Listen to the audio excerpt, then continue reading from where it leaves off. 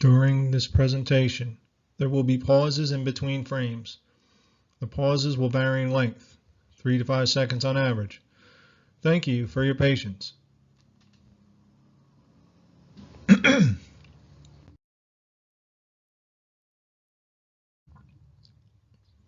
All right.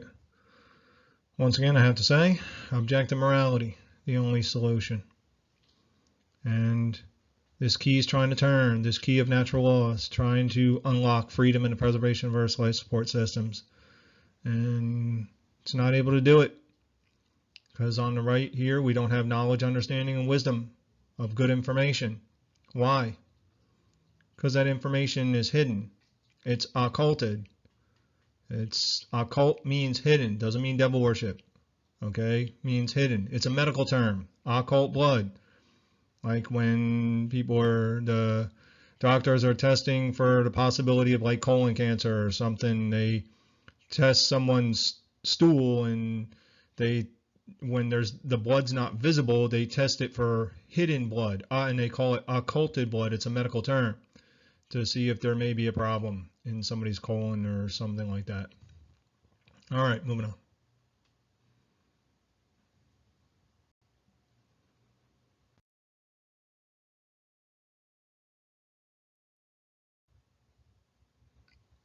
This is where I left off last time. What constitutes immoral initiations of aggression is where I left off in the last part. And it's theft. This all amounts to theft, murder, assault, rape, coercion, duress with the threat of violence, trespass, willful lying that results in harm to others. And it's do not take what is not yours to take. Okay.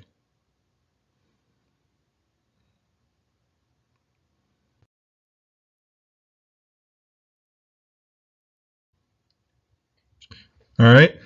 Third part here, objective moral laws in action. So here we go. Got the scale there, and the impacts from the consequences of immorality outweigh morality. The laws of correspondence that govern free will choices, more on this. We're getting deeper into this, and you can see on two sides of my pictures here, I have on the left the police turning this man into a pretzel, and then on the other side, on the right, you have police doing community outreach. Police do good things, but police also do bad things. Police do moral things, and they do immoral things, just like everybody does. And but unfortunately, immorality outweighs morality as far as the impacts from the consequences. And I got my scale there with immoral outweighing moral. So let me get into the lesson.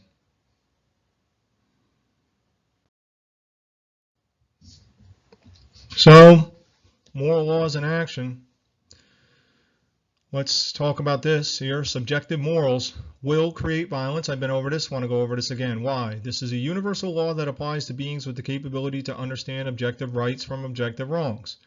That E there means the sum of subjective morals equals the sum of violence. The number of people who allow their behaviors to be dictated by subjective moral standards will determine the amount of violence in a society.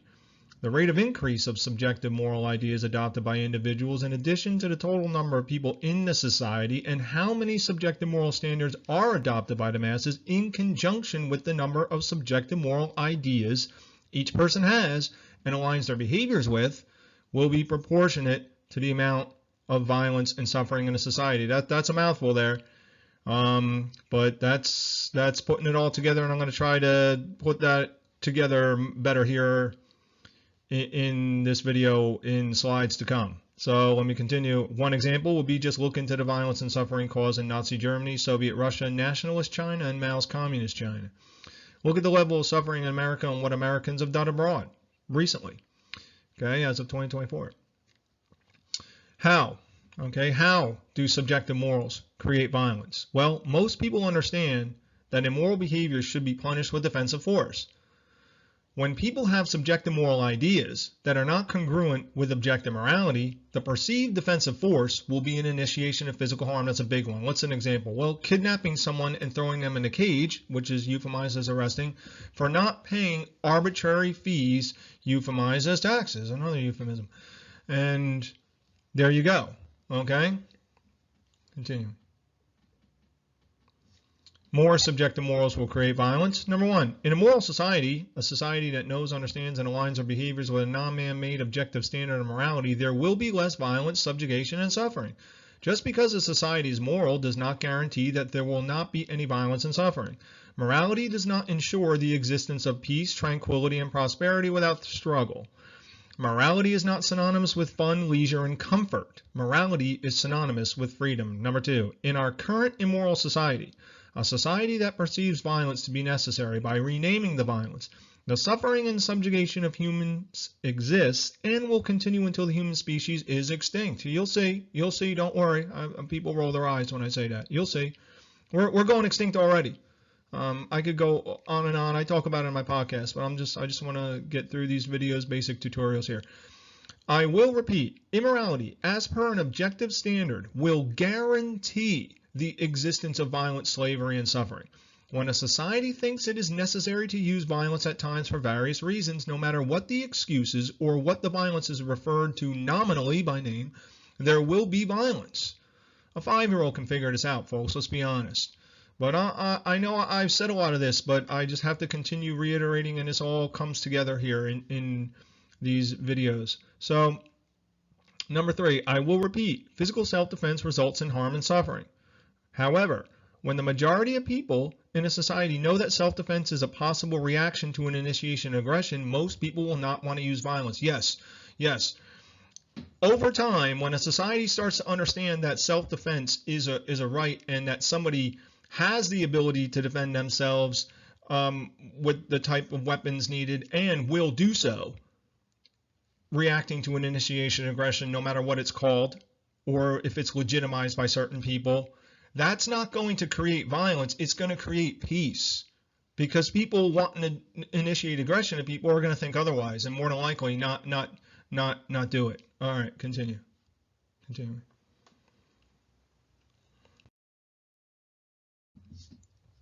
So let's talk a little bit.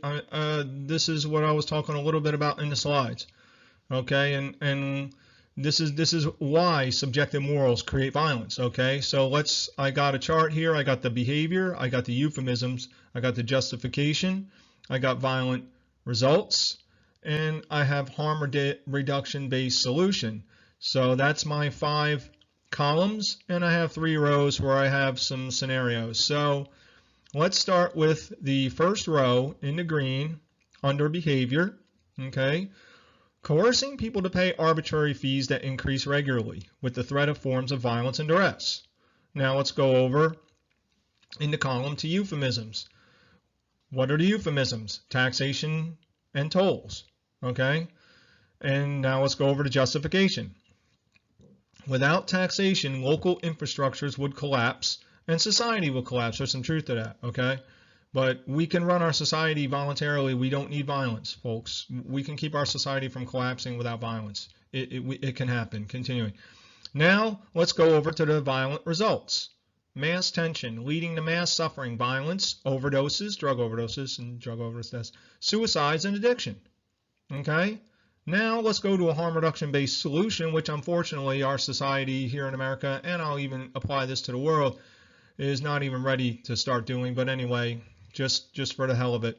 Harm reduction-based solution, start by eliminating income taxes. How about that? Tell the IRS that their services, coercion, and violence are no longer needed. And of course, if we were a society that began to know and understand and align with an objective standard of morality, do not initiate physical harm to another sentient being, do not support, incite, or facilitate that, more than likely the IRS would just go away because people would not want to comply with them and people would not want to work for them.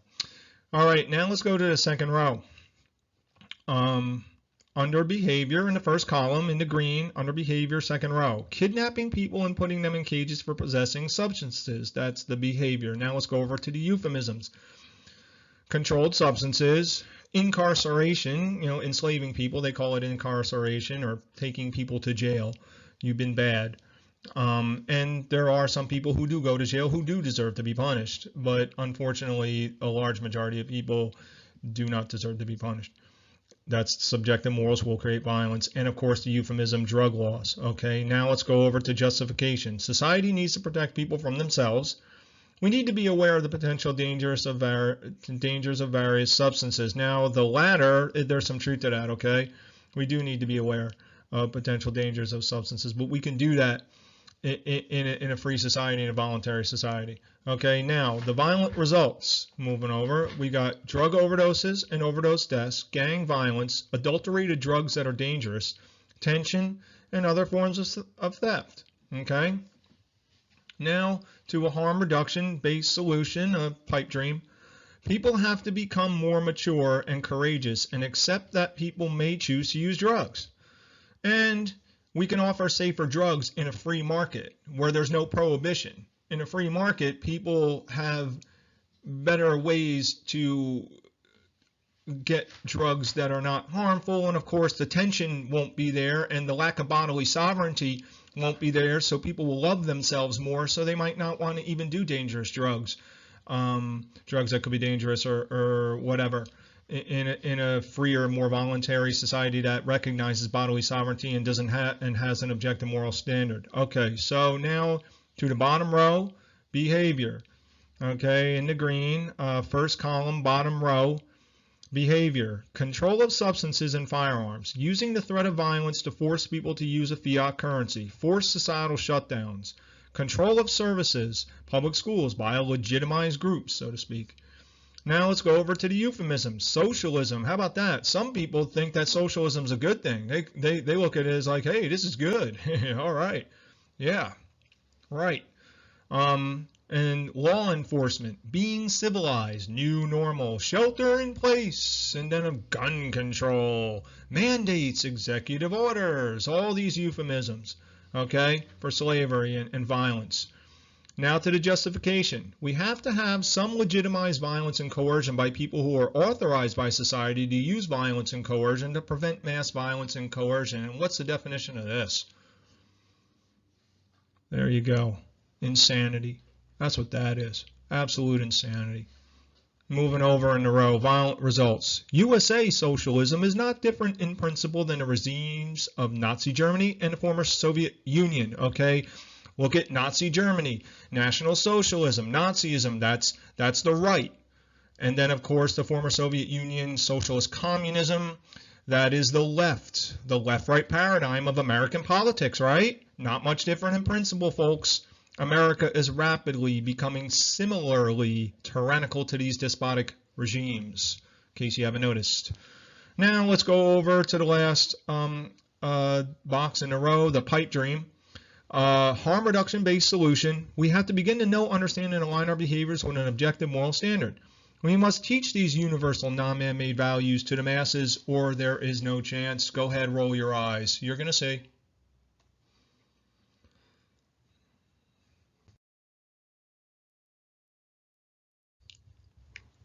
All right, so now some examples, just trying to, that long, super long sentence, so you could argue that it was a run-on. There in the subjective morals will create violence section slide. I'm going to try to explain that a little bit of all those things I was trying to say in that one monstrous paragraph long sentence. So let's see here. Immorality outweighs morality, individual and aggregate example. Okay, so I got some silhouettes here. And let's see, I think I'm going to start with the silhouette in the middle. Let's see here. Yes, okay, so the silhouette in the middle, okay, is about to save this man from drowning on the left of the silhouette, okay? But now this silhouette, after this silhouette saves this man from drowning, this silhouette in the middle decides to, oh, wait, hold on, sorry, a slide ahead. So this saving a man from drowning is moral. Okay, this is helpful to the drowning man in society. Okay, so it's a good thing. That's a moral behavior. Okay, but then this man decides to, in the middle, murders this man on the right. The man on the right is murdered by the man in the middle who just saved one man from drowning, but then decides to turn right around and murders this man to the right. Murdering someone is immoral. This behavior has far more deleterious consequences for the person that was killed in society. This behavior has much more impact on society than saving the drowning man. We're talking about impacts. Okay, impacts, not just consequences. A consequence is just something that happens after a certain thing, cause and effect. Okay, a behavior happens and a consequence happens. You brush your teeth and your teeth are, the consequence is that your teeth are cleaner. Okay, you pull out a gun and shoot somebody, and then, you know, the consequence is that person suffers. Okay, so we're talking about impacts, okay? So now let's go over to the masses here on the left, okay? I got the masses. These group of people represent the masses of people. If the majority of people in society correctly punish the person for the murder, the impact is small. If society excuses the murder, this is bad for society, yeah.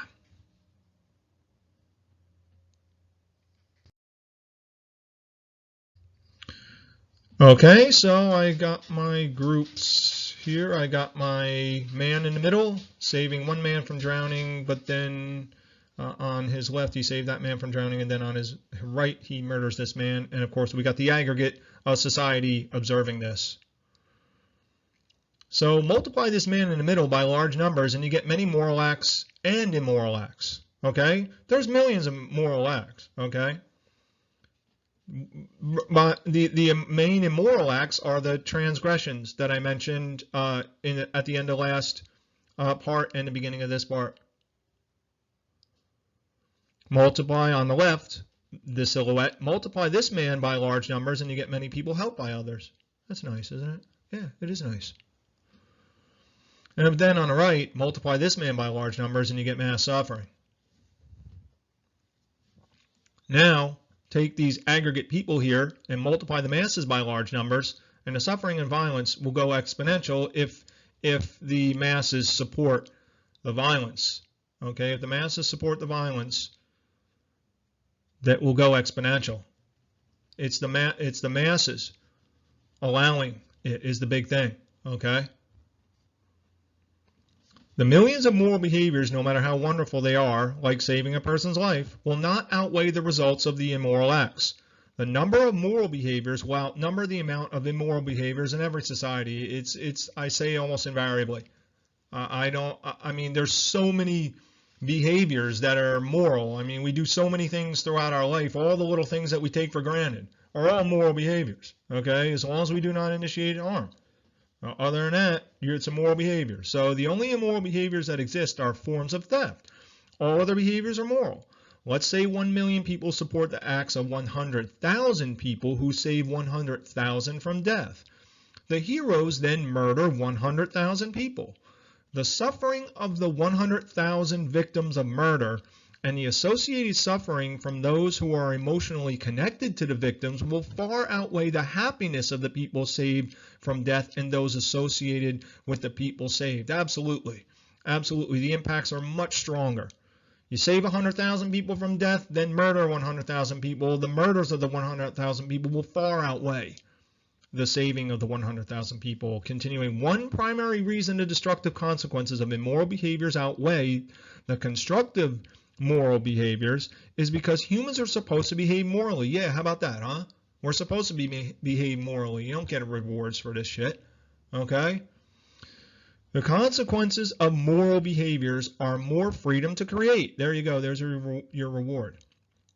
The consequences of immoral behaviors are violence, suffering, and slavery.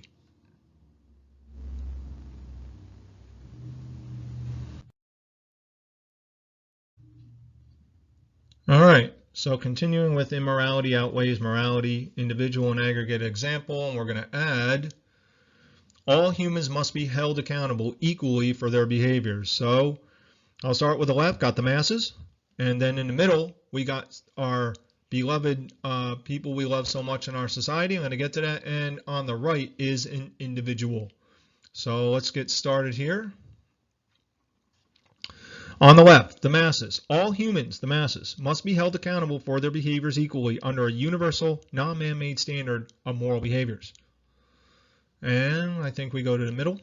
Yes. And in the middle, we have on the top, middle, politicians and their affiliates. Middle, police and military. And on the bottom, cultural, religious leaders. And these people in the middle are the same in rights as all others. Now continuing over to the right, I think, yes. And to the right, the individual. All individuals must be held equally accountable for their behaviors. A right for one person is a right for all people, and a right for all is a right for one. Objective rights. Do not initiate physical harm to another sentient being. Do not support, incite, or facilitate that. Okay? So that's that. On the right, I'm talking a little bit here about the whole idea of collectivism, and it sounds nice. Hey, do your part for the greater good. And doing your part for the greater good is knowing, understanding, and aligning with an objective standard of morality. Do not initiate harm. That's doing your part for the greater good. That's doing your part for yourself and the greater good. And what is a right for one person is a right for a million, and what is a right for a million is a right for one, because all rights, objective rights, behaviors that do not initiate harm, start in the individual. All right? I think I explained this thoroughly enough. That's that, that whole idea of the good of the collective. The collective doesn't exist. The group doesn't exist. The collective and the group are abstract concepts.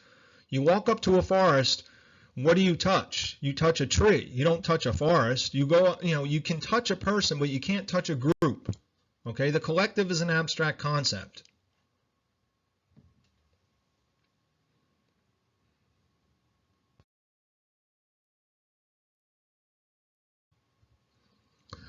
All right, continuing with moral laws in action, people who want to be free from coercion and violence face insurmountable odds.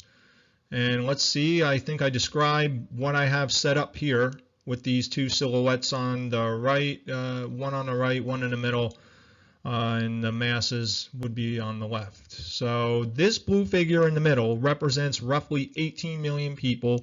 Moral behaviors dwarf immoral behaviors. Okay, so we got many moral behaviors, obviously. Well, it's obvious to me. You do the research, it'll be obvious to you. Now, continuing. On this side, on the right side of the slide, the silhouette, this is a single person. This person does not want to participate in theft. This person does not want to surrender their sovereignty or take the sovereignty of others. This person wants to defend themselves against all forms of tyranny. And on the left, the masses, roughly 270 million adults, say this is the United States. Okay, United States, 340 million people. Take out kids under 18. I say you got roughly like 270 million adults. Okay, so in America, roughly 270 million adults support and engage in various acts of legitimized violence and immorality because they feel it is necessary. They feel this is civilized behavior. So let's see what I got here.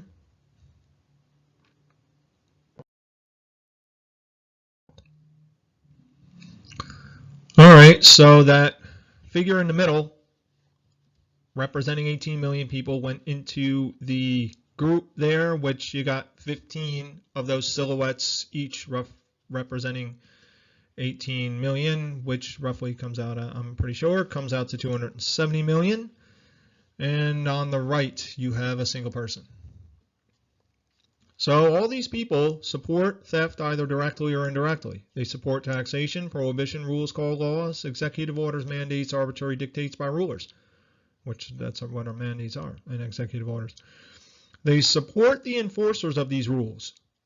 The general rule in society is that you do not defend yourself against legitimized aggression. Now keep in mind this is all bifurcated and divided here in especially American society, all very, very divided. And it's a hodgepodge of divided people supporting all these things, either directly or indirectly. Many of them don't even realize they support these things. They think they don't, but then they do. I don't know, it's a shame. So continuing. And on the right, this single individual person has to go up against 270 million people in order to live a peaceful, moral life free from theft and not participating in theft themselves, as well as desiring to defend themselves physically if necessary against legitimized enforcers. There you go. That's how this works. And the ruling class, the people who occult information about this, know this. They know that the masses will be able to keep their ruling class in power by mass support, even if it's bifurcated and divided, of legitimized violence. And any single person wanting to be free from that has to go up against 270 million people, all the enforcers and all the people that will support the enforcers.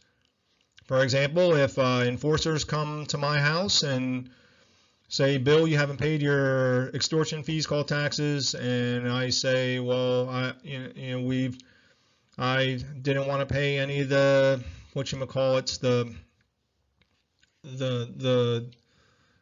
the fees that they add on, the interest, and they come to kidnap me and throw me in a cage, and I decide to fight physically. I decide to fight physically against the enforcers.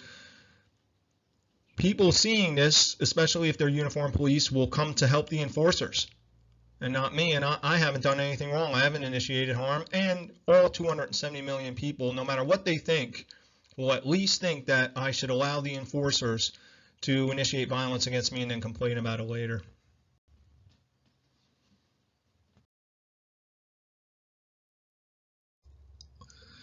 So this is going to conclude the objective morality presentation number 2. With the ending of this third part, I just want to make a parting mention that the police are a prime example of immorality outweighs morality and the impacts. Because many people think, well, the police do good things, so we should keep these institutions and continue with this whole concept of subjective morality, and we need a little bit of violence to prevent violence. Insane idea.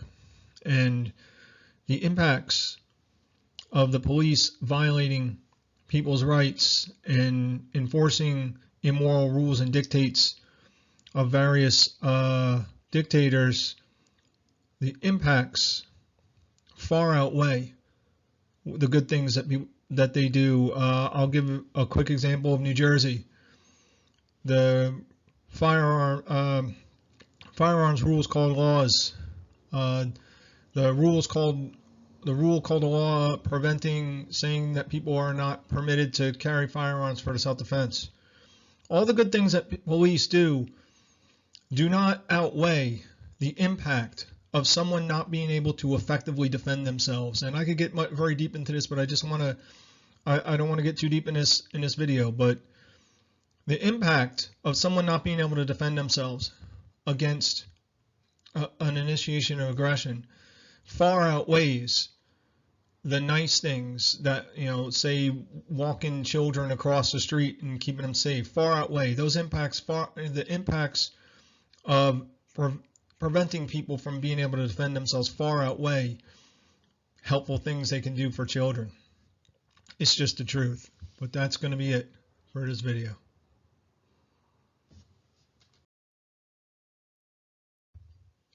And for more information about natural law, check out the Natural Law Seminar on the Science of Natural Law hosted by Mark Passio. He's got a lot of good work on this. And thank you. That'll be it.